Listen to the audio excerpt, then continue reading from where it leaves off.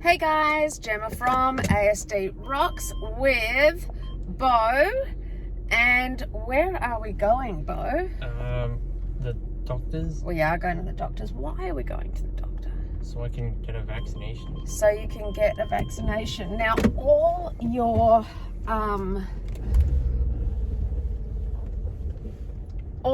class did it at school, didn't they? Yeah. So why didn't you do it at school? I probably wouldn't be able to handle it as well.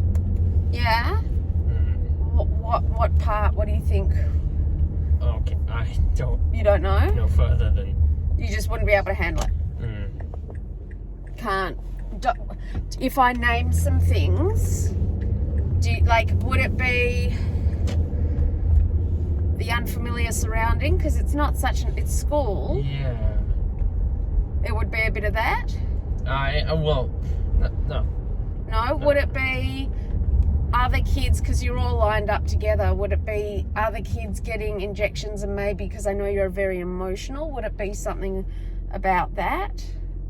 Being empathetic for them? Well, I mean, that would mean another reason if I get over having the vaccination. Okay, so can you think at all of, you just feel uncomfortable, it's hard to explain. Yeah. All right, cool. Now, so this is, I think it's your year 10 meningococcal one, I can't remember, but they all got it last week, and every year at school when you all get vaccinations, I always write a note and take you to your doctor, and that makes you feel more comfortable.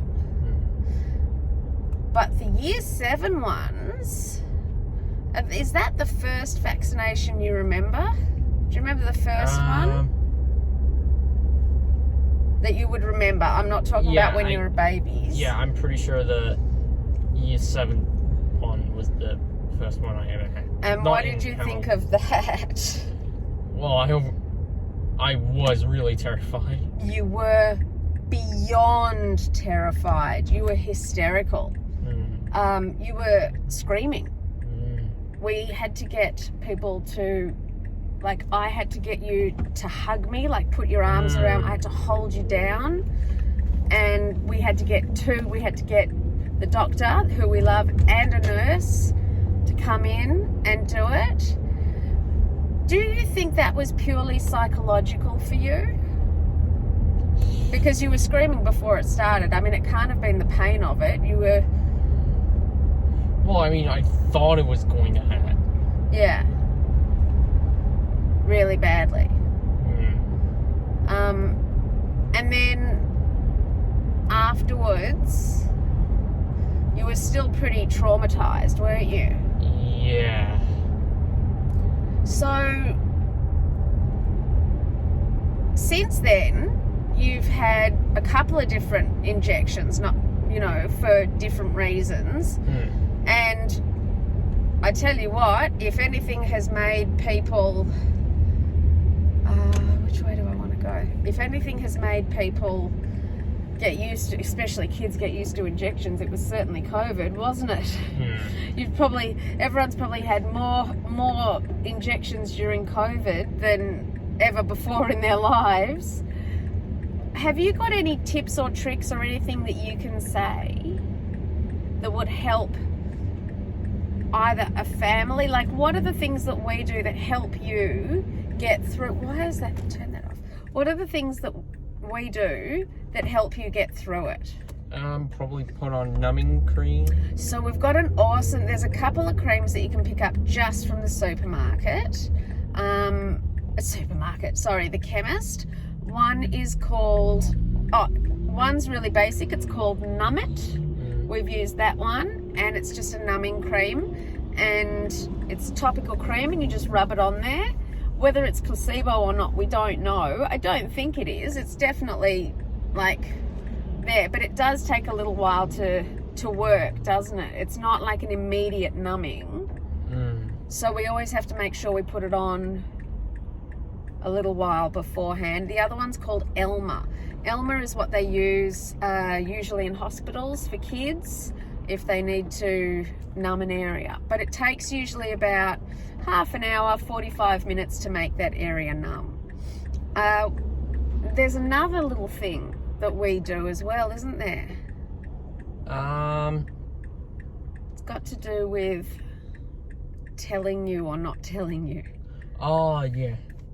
Yeah, I think I would, because if I'm told about it, I would just be worried about it for the entire day. Yeah. Yeah, so Beau prefers, now usually, which is really funny because usually with autism, you never want to spring a surprise. You don't like surprises, right? Usually with autism, what we call slow exposure and like warnings, like 5 minutes till we go here, 10, we're going to be doing this today. You like to know what's happening. Yeah.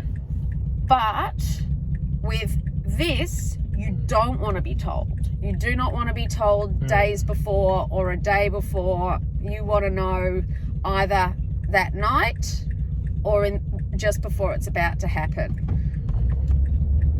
So that's for you to avoid the anxiety it causes you, is that right? Yeah. Yeah. Now that you've had a little experience with a couple of different, we'll just say injections or needles, because it doesn't have to be vaccinations. There's a lot of different reasons people have injections or needles. I give blood. How do you feel about it now? Because we're on our way now. How are you feeling? Slightly tense. Are you? Yeah, I'll admit that I'm feeling slightly tense, but I know that it's not going to be the worst pain in the world. What's a pain that's worse? Can you think of one? A bee sting. Oh, I do know that. Yeah, that's a good one. What about when you tore your toenail off your toe? Remember that? Well, I don't think I felt any pain. It was more because like you were stimming. That's why your pain sensors are off. no, it wasn't even stemming. I just didn't feel it even when I was going through. Oh, really? Yeah. Okay, but a bee sting is way worse than an injection. Yeah. Okay, good to know. So our little tactics are, number one,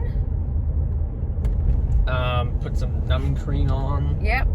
And I'm not too sure if someone else prefers the other way around, that's completely fine. If someone wants to know, then that's completely fine. That it's coming up. Yeah, but you have to kind of, it's one of those hard things, isn't it? Because you don't know until you've been through it whether you prefer to know it or not. So the first time is really hard. Yeah. In Australia, the first sort of school vaccinations are around year 7, or are actually in year 7.